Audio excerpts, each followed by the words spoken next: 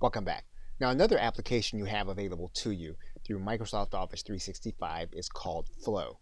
And if you go to this icon and click on it, you'll be brought to a series of automations that you can use in order to connect Office 365 to certain applications you're already using. For example, one of the things you can do is you can sync events from your Office 365 calendar to your Google Calendar.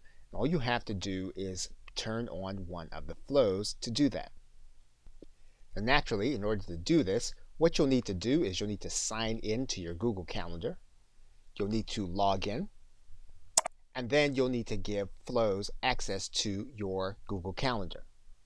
Once you have everything in place, you'll then click the Continue button. And then you'll need to identify two specific calendars. Once you do that, you'll then click Create Flow. And now both calendars will be in sync. And every time the flow runs, you'll actually have the history inside of your Flow account. And Microsoft has several cookbook template sets that you can use that are already in existence.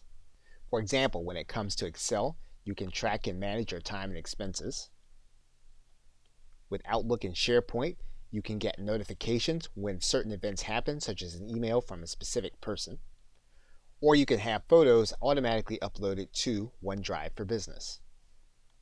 And Microsoft makes it easy to find certain connections through the applications displayed on the Flow page.